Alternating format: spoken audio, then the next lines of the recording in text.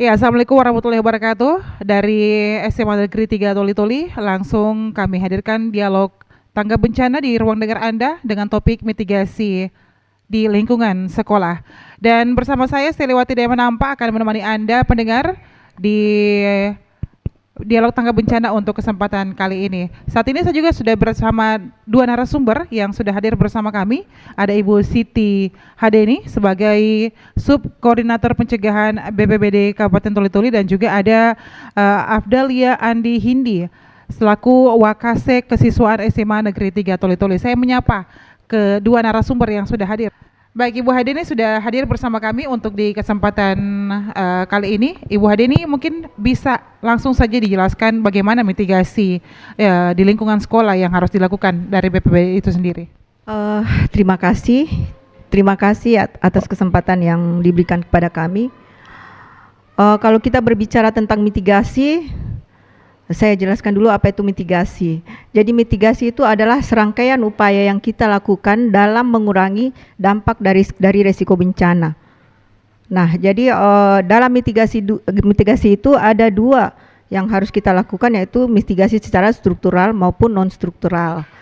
Jadi kalau misalnya di sekolah itu mitigasi secara struktural itu ya lebih mengarah ke arah fisik, misalnya pembangunan sekolahnya, gimana sekolahnya kita bangun supaya sekolah itu rancang bangunnya menyesuaikan dengan desain sekolah yang aman bencana.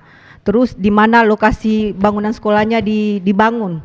Artinya jika kita membuat suatu sekolah yang memiliki standar SPAB, yaitu sekolah aman bencana, mesti dibangun di lokasi yang memang aman bencana dan didesain dengan desain yang ikut standar dari sekolah aman bencana.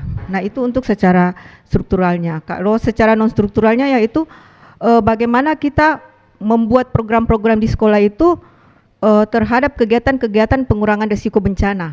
Bagaimana kita sering-sering mensosialisasikan ke siswa-siswa itu kegiatan-kegiatan untuk mengurangi dampak dari resiko bencana, seperti itu. Kalau iya, sekolah. tadi Ibu katakan bahwa ada standarisasi yang harus dipenuhi dari sekolah untuk mengatasi atau mungkin sekedar menjalankan mitigasi yang ada di lingkungan sekolah. Standarnya seperti apa sebenarnya nih, Ibu Haidini? Itulah yang saya bilang tadi, kalau sesuai program pemerintah yaitu pendidikan sekolah aman bencana, itu kita kalau standarnya itu secara fisik tadi. Jadi sekolah itu mesti dibangun di lokasi yang aman bencana. Itu yang pertama. Terus yang kedua, sekolah itu didesain bangunannya, struktur bangunannya mesti kuat. Apalagi kita ini yang berlokasi di daerah rawan bencana gempa bumi. Jadi bangunan sekolah yang kita bangun itu mestinya mengikuti standar bahwa bangunan sekolah itu tahan terhadap gempa. Kemudian fasilitas sekolah. Jadi di sekolah itu mesti difasilitasi terhadap sarana dan prasarana untuk pengurangan risiko bencana. Itu. Kemudian saya bilang tadi secara non strukturalnya itu bahwa di sekolah itu mesti ada pengkajiannya, pengkajian bahwa sekolah ini bagaimana, misalnya sekolah ini terletak di daerah misalnya rawan banjir atau rawan gempa. Nah, dari kajian-kajian itu akan kita buatlah suatu rencana-rencana kontingensi, gimana seandainya jika di sekolah ini terjadi banjir, siswanya harus kemana, seperti itu.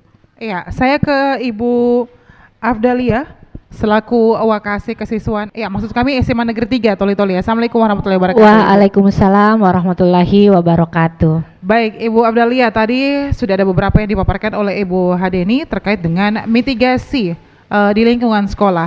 Lantas tadi juga ada disebutkan adalah salah satunya yaitu fasilitasi. Saya melihat kalau untuk dari segi konstruksi bangunan SMA 3 cukup bagus, cukup layak. Begitu juga tentang pemetaan wilayah dari SMA 3 juga ini alhamdulillah insya Allah rawan dari yang namanya gempa ataupun banjir. Nah, mungkin yang saya ingin tanyakan mengenai fasilitas seperti yang ditanyakan tadi, yang disampaikan Ibu Hadini tadi, harus ada fasilitas sehingga mitigasi bencana dalam lingkungan sekolah itu bisa terjalankan. Untuk SMA 3 sendiri, ini fasilitasnya sudah ada Ibu atau bagaimana?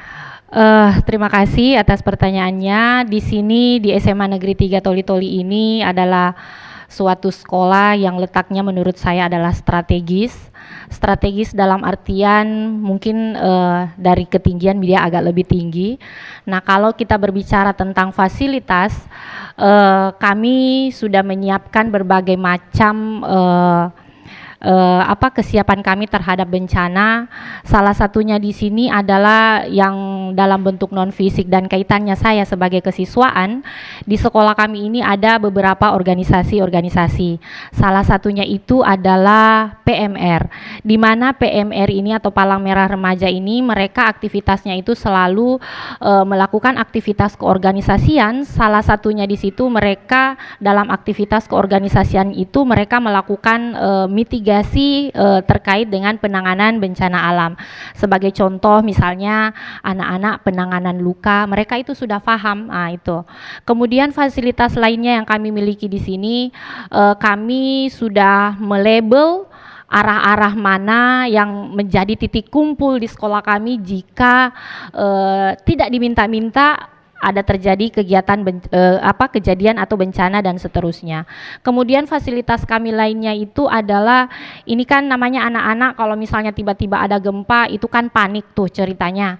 Jadi kami sebagai tenaga pendidik bagaimana caranya memfasilitasi anak-anak ini yang jauh dari orang tua mereka sehingga mereka bisa terkonek atau terhubung, seperti itu. Nah, kami juga itu memfasilitasi, kami punya call center di mana anak-anak selama proses pembelajaran, karena kebetulan kami di sini aturan tata tertibnya anak-anak tidak diperbolehkan membawa handphone di area lingkungan sekolah, maka pada saat mereka ingin menghubungi orang tuanya itu sekolah sudah memfasilitasi seperti itu.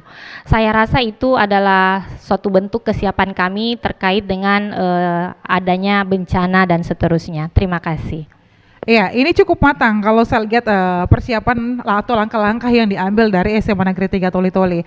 Nah, dari BPBD sendiri seperti tadi yang dikatakan oleh Ibu Abdalia bahwa ketika rasa panik itu ada, ini pasti semuanya akan buyar.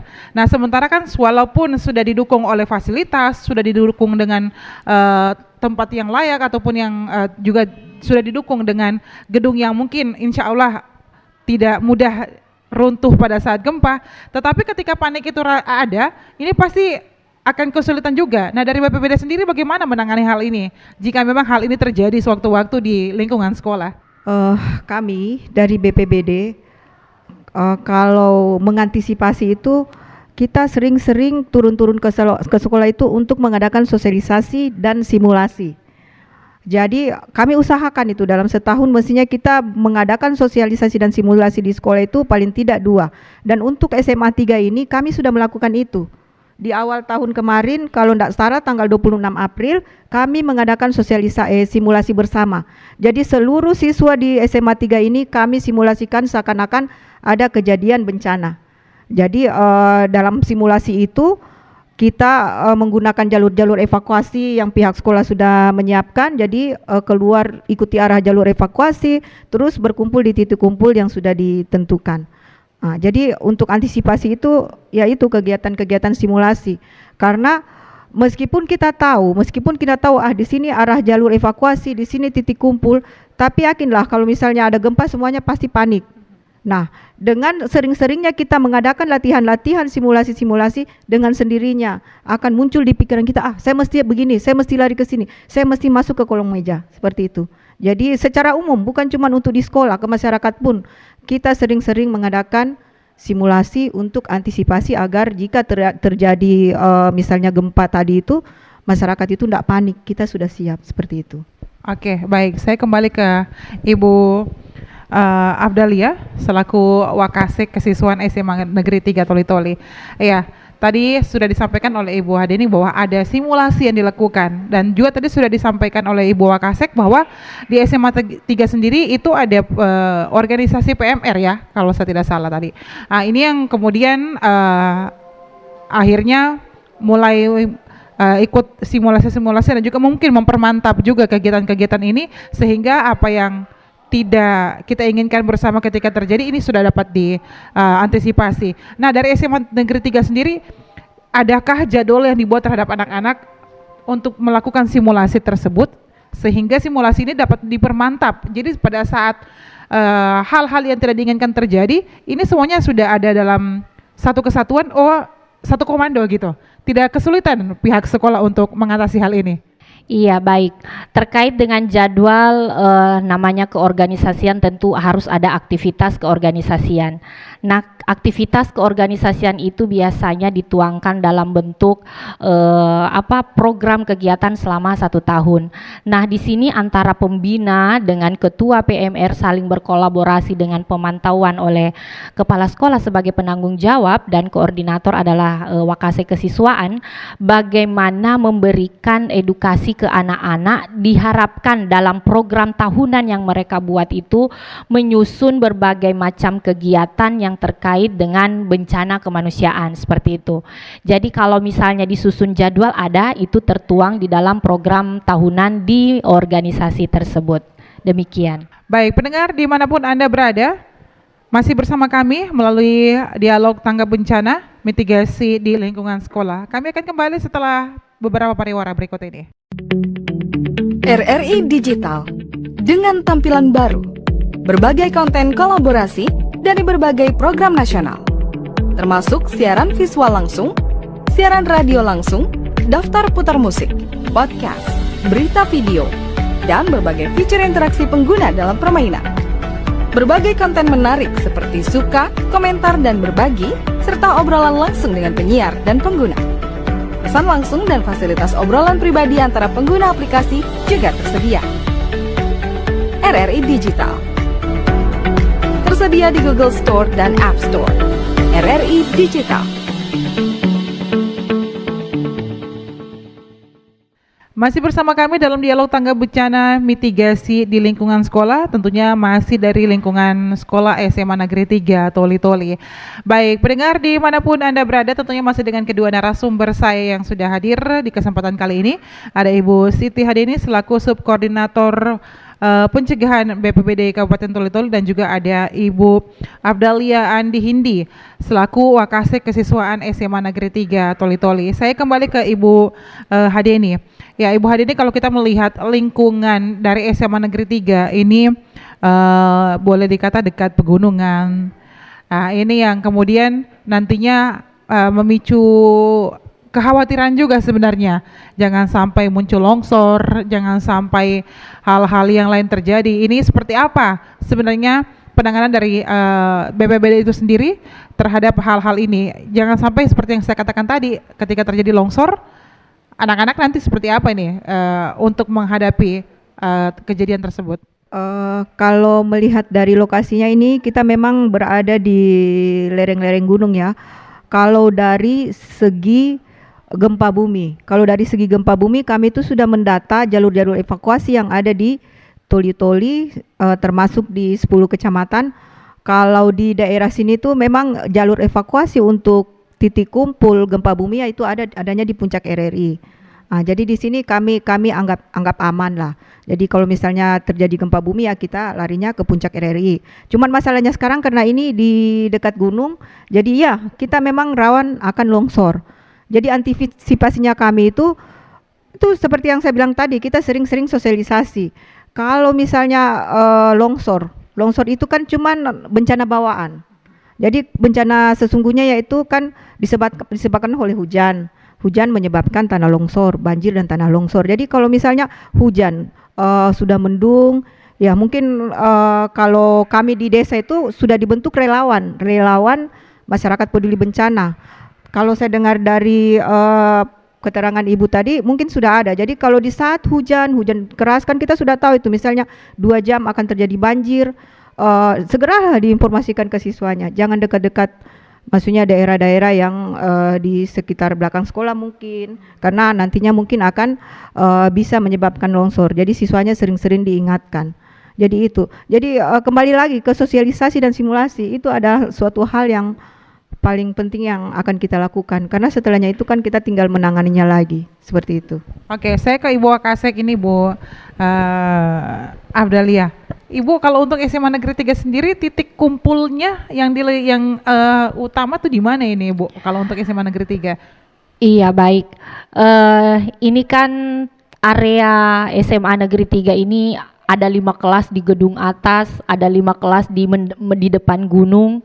Jadi berdasarkan kemarin itu rapat dengan Dewan Guru dan staf tata usaha, kita memikirkan dan meminta bantuan juga dari Dinas Penanganan di area-area mana, maka titik kumpul itu berada di depan musola sini, di samping ruang guru. Jadi anak-anak diarahkan untuk ke situ karena kan kami khawatirnya ini tidak diminta-minta seperti yang Ibu jelaskan tadi bahwa ada bencana bawaan dan seterusnya.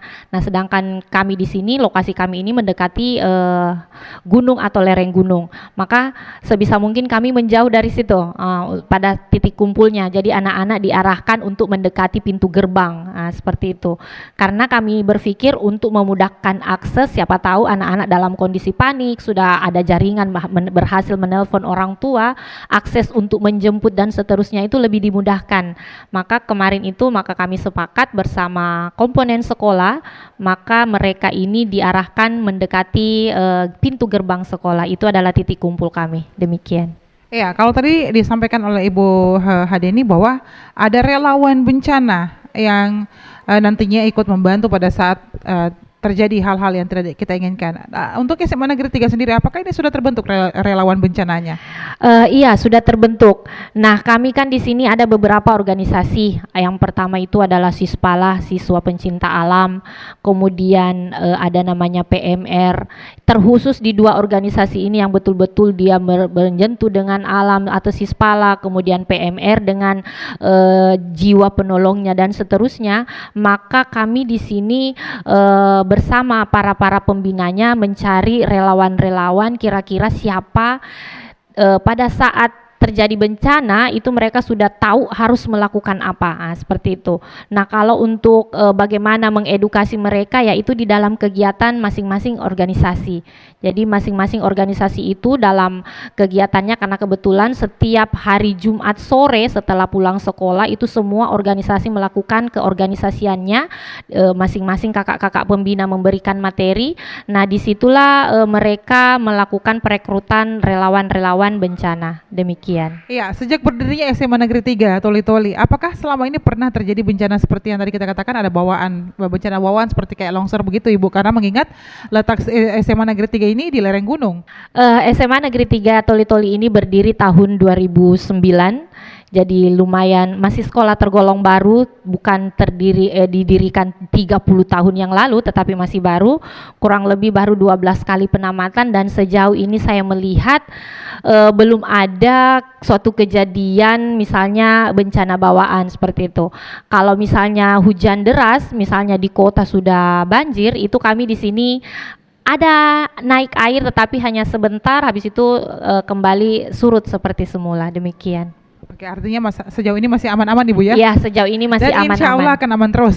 Insya Allah, amin. Iya, saya ke Ibu Hadeni lagi. Ibu, kalau dari BPBD sendiri, program yang diberikan kepada anak-anak sekolah terkait dengan mitigasi di lingkungan sekolah ini apa saja sebenarnya, Ibu? Kalau berbicara program kami di BPBD, khususnya saya ini kan di bawah bidang pencegahan dan kesiapsiagaan. Jadi saya itu kerjanya memberikan sosialisasi, memberikan pendidikan, memberikan pelatihan. Jadi segala hal yang berurusan dengan mitigasi itu adalah tugas saya. Nah, yang saya lakukan itu kalau di sekolah yaitu pertama, sering-sering saya turun untuk melakukan sosialisasi seperti yang saya bilang tadi. Sama seperti yang saya ungkapkan tadi, besok itu kita ada undangan untuk mengadakan simulasi bersama anak-anak TK. Jadi itu kan masuk juga ke ranahnya pendidikan. Jadi seperti itu. Kalau ke masyarakatnya itu lebih kompleks lagi. Kita tuh turun ke desa, selain melakukan sosialisasi dan simulasi, kita membentuk relawannya. Jadi diharapkan semua desa yang ada di Toli-Toli itu sudah ada namanya relawan masyarakat peduli bencana. Jadi untuk hal-hal pengurangan risiko bencana, untuk hal-hal penanganan kalau ada bencana, kita sudah terbantukan dengan relawan. Dan di SMA 3 ini sendiri kami melihat itu sudah ada, dan sering sekali kami dapat undangan dari SMA 3 itu untuk mengadakan misalnya mengisi materi tentang pengurangan risiko bencana, baik itu dalam kegiatan ekstrakurikuler misalnya pramuka seperti yang baru-baru ini kayaknya di Desa Malangga Kalakatan. Nah, itu kami dari SMA 3 mengundang kami untuk mengisi materi di situ. Seperti itu. Ya, sebenarnya hal-hal apa saja Ibu yang harus kita lakukan sehingga resiko seperti yang dikatakan tadi oleh Ibu ada pengurangan resiko bencana. Ini sebenarnya dari BPBD mengedukasi kepada masyarakat ataupun kepada anak sekolah apa saja yang kita lakukan sehingga resiko bencana itu dapat diminimalisir. Jadi begini, kalau masalah pengurangan risiko bencana itu mestinya terbagi-bagi tergantung bencananya. Jadi saya contohkan saja, misalnya bencana gempa bumi. Jadi hal-hal yang kami lakukan ke anak-anak itu kalau misalnya kita memberikan sosialisasi sambil simulasi, misalnya dalam ruangan ini jika terjadi gempa kita itu mesti bagaimana? Kalau misalnya gempa bumi terus kita dalam kondisi di sekolah, jadi kami mengedukasi mereka kalau misalnya ada gempa dan anak-anak lagi di sekolah silakan langsung merunduk dan masuk di kolong meja. Jadi masuk di kolong meja, lindungi kepala, terus hindari kaca. Jadi jangan kita merapat di pinggir-pinggir jendela. Jadi kalau saya lihat perhatikan ruangan ini dia tidak memenuhi standar sekolah aman bencana untuk bencana gempa bumi. Karena mestinya kalau untuk sekolah aman bencana itu didesain kelasnya itu kacanya dikurangi. Karena kacanya itu akan berbahaya nantinya. Jadi untuk pengurangan risiko bencananya itu seperti itu. Bagaimana siswa harus bertindak jika terjadi bencana. Salah satunya dengan seperti tadi kita sarankan untuk melindungi kepala, masuk di bawah kolong meja, terus nanti kalau misalnya tenang lari dengan tertib dan berkumpul di titik kumpul seperti itu. Artinya memang seperti tadi Ibu katakan ada standarisasi ya dari sekolah itu sendiri dan ternyata salah satunya harus mengurangi kaca yang jangan sampai ini mengena di tubuh siswa pada saat terjadi gempa itu sendiri. Nah, oke, saya ke Ibu Wakasek lagi nih. Ibu tadi sudah disampaikan bahwa ternyata mungkin ada beberapa titik kelas yang tidak memenuhi standarisasi untuk mitigasi bencana. Ini dari pihak sekolah sendiri seperti apa menanggapinya? Iya, baik. Tentu kita tidak berharap bencana ini ada di kita. Nah, seperti itu. Tetapi kalau melihat dari bangunan ini, dalam sebuah lembaga itu pendirian bangunan tentu ada SOP-nya dan seterusnya. Kami tidak diberikan kewenangan untuk mengatur dan mendesain karena memang sudah ada misalnya di rancangan anggaran bangunan dan seterusnya. Nah, ruangan yang kita pakai sekarang ini memang nampak terlihat bahwa di sisi kanan dan di sisi kiri dipenuhi dengan jendela kaca, tetapi yang menjadi catatan ini adalah ruangan laboratorium. Jadi kalau misalnya aktivitas di dalam pembelajaran ya pada saat siswa akan melakukan praktikum. Jadi ruangan ini tidak serta-merta selama 8 jam per hari ini dipenuhi oleh siswa, tetapi ada jadwal tersendirinya. Namun di daerah di kelas-kelas yang lain itu karena meminimalisir misalnya di depan kita ini ada area lapangan olahraga, maka saya melihat itu pada saat kami kedatangan bantuan itu sudah bagian depannya sudah tidak dipasang kaca lagi. Sisa yang di belakangnya artinya sisi kanan dan kirinya itu sudah tidak ini. Nah, tetapi saya selaku Wakasek Kesiswaan sangat terbantu sekali dengan informasi ini bahwa memang sebenarnya harusnya dalam menanggulangi bencana itu harus dipersiapkan sarana dan prasarannya, salah satunya adalah gedung memang harus dikurangi kaca, betul, karena memang akan sangat berbahaya bagi siswa ketika ada bencana seperti itu. Jadi harapan kedepannya semoga kami bersinergi dengan pemerintah provinsi. Jadi ketika ada bantuan dan seterusnya, ada kajian-kajian bagaimana bangunan tersebut aman dari bencana dan seterusnya. Tertarik dengan bahasa yang dikeluarkan oleh Ibu Wakasek, ada kajian-kajian untuk membuat satu bangunan sekolah sehingga memenuhi standarisasi dari mitigasi bencana itu sendiri. Nah, kalau untuk dari BPD sendiri, ini seperti apa sebenarnya kajian yang harus dilakukan sebelum ada nanti dilakukan pembangunan sekolah agar dapat mengantisipasi terjadinya resiko-resiko tadi seperti yang dijelaskan bahwa gempa bumi dan lain sebagainya, sehingga ini dapat diminimalisir sedini mungkin. Kajian-kajian tadi yang dimaksud itu pertama standarisasi bangunan. Standarisasi bangunan tahan gempa itu kan ada spek-speknya itu, misalnya campurannya, besi-besinya itu secara teknis kami tidak terlalu masuk ke arah situ karena memang sudah ada bagiannya. Jadi kami dari BPBD hanya saja selalu menyarankan bahwa kalau ingin mendirikan sekolah ya diperhatikanlah itunya, lokasinya pertama, terus bangunannya mesti memiliki standar-standar bangunan tahan gempa. Seperti itu. Kalau kajian-kajiannya ya kita dari BPBD bisa membantu untuk melakukan kajian-kajian itu. Kajian-kajian itu mungkin berdasarkan kita lihat letak wilayahnya, berdasarkan historisnya, misalnya di daerah ini pernah terjadi gempa terus menimbulkan korban, seperti itu kajian-kajian yang kami lakukan. Iya, untuk menunjang program-program dari BPBD itu sendiri terkait dengan mitigasi di lingkungan sekolah, apakah ada fasilitas yang dibagikan dari BPBD ke sekolah-sekolah seperti kayak kotak P3K, mungkin seperti kayak helm pelindung, atau mungkin bagaimana jalur evakuasinya seperti apa? Ini apakah ada bagian-bagian atau mungkin ada yang diperbantukan dari BPBD untuk mewujudkan atau mungkin untuk menunjang program-program dari BPBD itu sendiri? Untuk sampai saat ini kami masih dalam bentuk rancangan begitu. Kalau secara langsung untuk memberikan bantuan untuk peralatan, alat dan peralatan kami belum, tapi kita sementara menyusun, dan terutama itu untuk jalur evakuasi. Untuk tahun ini kita lagi menyusun jalur evakuasi se-Kabupaten Toli-Toli, dan insya Allah mungkin tahun 2025 kita akan laksanakan itu. Kami sebenarnya ingin sekali mensupport sekolah itu dengan alat dan peralatan, cuman ya itulah kami masih dibatasi oleh anggaran. Jadi kami kadang menyarankan itu ke satuannya, ke Dignasnya, mungkin kita sarankan seperti itu. Macam kemarin saya sudah melakukan pendataan semua sekolah yang berada di pesisir pantai se-Kabupaten Toli-Toli. Saya minta datanya dari Dignas, terus itu dalam rangka saya akan mungkin mensosialisasi kejadian gempa tsunami, karena seperti kemarin yang merebaknya itu isu-isu tsunami.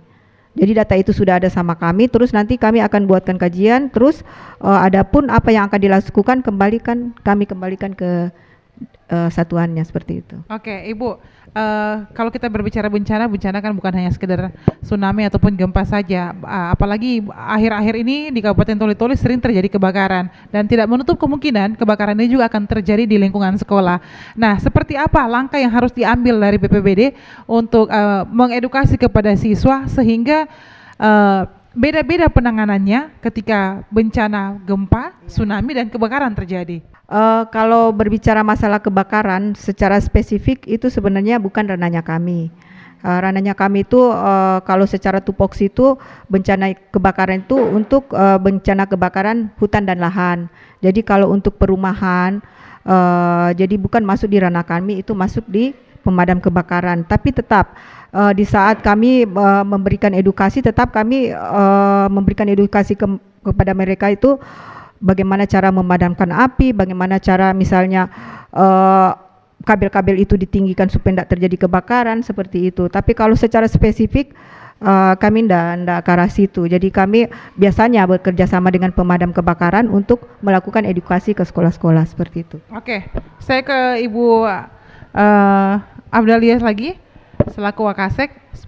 Ini pertanyaan yang sama, karena seperti yang saya katakan tadi bahwa bencana bukan hanya sekedar gempa bumi ataupun tsunami, tetapi juga kebakaran. Dan seperti yang terjadi beberapa hari ini, ada kebakaran, musibah kebakaran terjadi bulan lalu pun, kalau saya tidak salah ini ada 2 atau 3 kali musibah kebakaran terjadi, dan kita tidak meminta-minta, mudah-mudahan tidak terjadi di lingkungan sekolah. Tetapi kalau kita melihat seperti kayak di ruang laboratorium, kabel-kabelnya seperti apa, ini tidak menutup kemungkinan akan memicu adanya korsleting listrik. Nah, dari pihak sekolah sendiri mengantisipasi hal tersebut dan mengedukasi kepada anak-anak ketika terjadi hal-hal yang tidak kita inginkan seperti kayak kebakaran ini, seperti apa, Ibu Wakasek? Baik, terkait dengan kebakaran tentu bukan hal yang kita inginkan semuanya, tetapi yang perlu dilakukan adalah bagaimana, apalagi sekarang ini musim kemarau, sampai 3 hari tidak hujan-hujan. Jadi di sini hal yang kami lakukan, misalnya kami mengedukasi kepada penjaga sekolah bahwa ketika ada sampah yang mau dibakar, usahakan setelah selesai kegiatan pembelajaran. Itu satu. Kemudian yang kedua, karena kebetulan dalam sebuah lembaga ini tentu ada pendanaan, di mana sekolah kami itu adalah sumber dananya dari dana BOS. Nah, kami di sini pada saat akreditas pun akan diperiksa semua terkait dengan ini, maka sekolah itu memfasilitasi semprot pemadam itu. Nah, seperti itu. Itu ya, pemadam untuk sementara itu ada.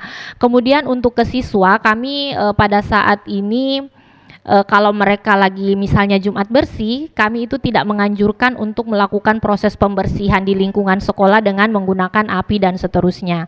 Jadi sampah-sampah yang berserakan itu dikumpul saja di dalam sebuah wadah dan seterusnya, kemudian mereka sampai di situ saja tugasnya mereka. Terkait dengan itu akan dilanjutkan lagi oleh penjaga sekolah atau bagian-bagian sekolah yang di situ. Kemudian hal yang kami khawatirkan terkait dengan kebakaran itu, kalau misalnya mungkin ledakan kompor itu mungkin tidak, karena kami di sini tidak melakukan aktivitas masak-memasak. Di kantin pun juga sebenarnya tidak ada, makanan sudah jadi semua, tetapi yang paling kami khawatirkan itu adalah arus listrik dan seterusnya. Karena masing-masing kelas itu difasilitasi kipas angin, listrik dan seterusnya. Maka upaya-upaya kami itu agar menghindari hal-hal yang tidak diinginkan, kami memeriksa penjaga sekolah dari ruangan ke ruangan itu 15 kelas, memastikan kipas angin sudah mati dan mengedukasi ke anak-anak setelah dipakai langsung matikan. Jadi seperti itu. Itu adalah cara-cara atau langkah-langkah yang kami lakukan terkait dengan kebakaran agar supaya tidak terjadi di sekolah kami. Baik pendengar, dimanapun Anda berada, masih di dialog tangga bencana mitigasi di lingkungan sekolah. Kami akan kembali setelah kita dengarkan lagi beberapa pariwara berikut ini. RRI Net, kami hadir dengan ragam informasi, dialog interaktif, dan hiburan. Dari Pro 1, Pro 2, Pro 3, Pro 4, dan Voice of Indonesia. RRI Net, di IndiHome TV, aplikasi RRI Digital, dan portal berita rri.co.id. RRI Net, tonton yang Anda dengar. RRI Net, tonton yang Anda dengar. Iya, kembali lagi dalam dialog tangga bencana. Tentunya masih dengan topik mitigasi di lingkungan sekolah, masih dari SMA Negeri 3 Toli-Toli. Dan tentunya untuk kesempatan kali ini pendengar, apa yang sudah dijelaskan oleh narasumber kami ini bisa dijadikan referensi, bisa dijadikan pembelajaran dalam kehidupan sehari-hari, bagaimana cara kita ketika mendapatkan suatu bencana, baik itu gempa bumi, tsunami maupun kebakaran yang baru saja dijelaskan. Saya ke Ibu Siti Hadeni lagi. Ini Ibu, kolaborasi atau kerjasama yang selama ini dibangun, ini apakah nantinya akan mungkin ada program baru yang akan diberikan, atau mungkin lebih mempermantap program-program yang ada saat ini untuk keberlangsungan di lingkungan sekolah terkait dengan mitigasi di lingkungan sekolah ini, Ibu? Silakan. Kalau dari kami BPBD itu, kami sangat mengharapkan program pendidikan pengurangan risiko bencana itu masuk jadi kurikulum sekolah maupun kegiatan ekstrakurikuler. Karena ini sudah merupakan program dari pemerintah pusat itu, bahwa sekolah itu mesti SPAB namanya, Sekolah Pendidikan Aman Bencana, dan salah satunya bahwa pendidikan pengurangan bencana itu mesti diprogramkan, sudah mesti jadi masuk kurikulum sekolah maupun masuk di kegiatan ekstrakurikuler, seperti itu. Oke, mungkin terakhir Ibu, seperti apa pendekatan atau mungkin harapan dari BPBD itu sendiri terkait dengan program-program yang nantinya akan dijalankan ataupun terkait dengan mitigasi di lingkungan sekolah? Silakan Ibu Hadeni. Seperti yang saya bilang tadi, masalah program-program mitigasi di lingkungan sekolah itu sendiri, kalau seandainya dia sudah masuk dalam program sekolah atau dalam kegiatan ekstrakurikuler, tentunya kami akan secara rutin memberikan edukasi dan sosialisasi terhadap para siswa dan guru.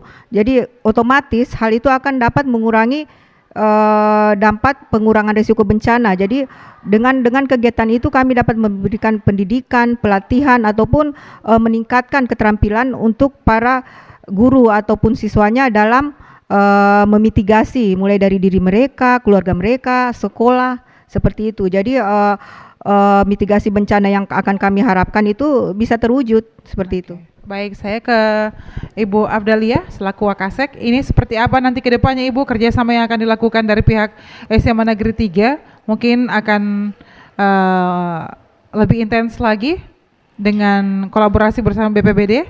dalam mengatasi atau mungkin dalam mitigasi bencana di lingkungan sekolah. Silakan Ibu. Baik, terkait dengan kegiatan kedepannya tentu diharapkan bahwa semakin intens atau semakin terjadwal, bahkan bukan hanya mungkin di satu organisasi saja, tetapi di semua organisasi pramuka, Sispala, kemudian PMR. Saya berharap ada korelasi atau ada hubungan yang baik, di mana mungkin kami akan menyurat untuk memberikan materi kepada siswa, atau mungkin secara gabungan disatukan semua organisasi, kemudian dilakukan pertemuan terkait bagaimana mitigasi bencana, seperti itu. Ya, seperti tadi disampaikan oleh Ibu Hadeni, ini berharap ke depannya ada masuk dalam kurikulum. Sebagai Wakasek seperti apa menanggapi ini Ibu sebelum kita closing statement? Iya, sebenarnya kan kalau kita melihat Indonesia ini memang betul-betul rawan bencana.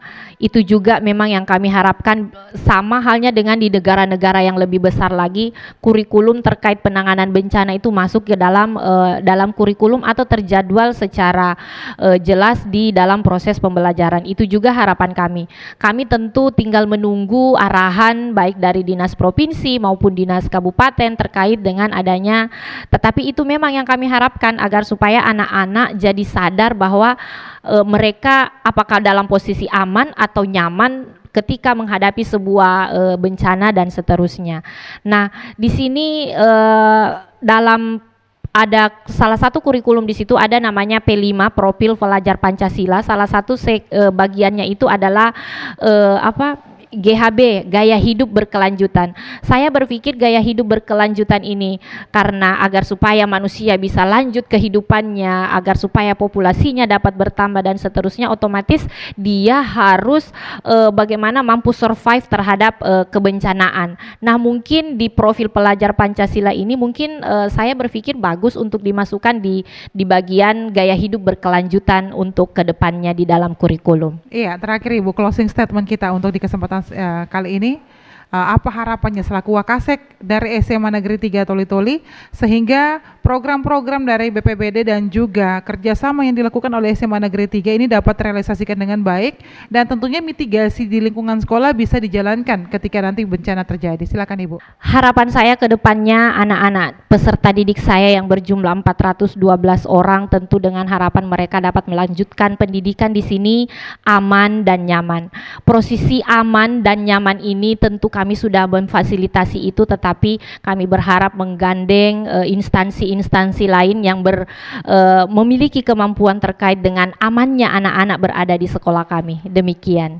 Baik, terima kasih Ibu Siti Hadeni selaku Subkoordinator Bidang Pencegahan di BPBD Kabupaten Toli-Toli dan juga Ibu Abdalia Hadeni. Ya, maksud kami Ibu Adelia Andi Hindi ya maksudnya ya, selaku Wakasek Kesiswaan di SMA Negeri 3 Toli-Toli. Kita berharap apa yang sudah dipaparkan oleh kedua narasumber kami untuk sore hari ini, untuk kesempatan kali ini bisa sekali lagi dijadikan referensi, dijadikan pembelajaran bahwa dalam menghadapi bencana, satu poin pentingnya jangan panik, sehingga bisa berpikir dengan jernih dan bisa melakukan tindakan-tindakan yang lebih positif lagi ketika terjadi bencana. Dan akhirnya saya Seliwati Demanampa pamit dari ruang dengar Anda. Berjumpa lagi nanti dalam dialog mitigasi selanjutnya tentunya dengan topik dan juga narasumber yang berbeda. Saya pamit. Assalamualaikum warahmatullahi wabarakatuh.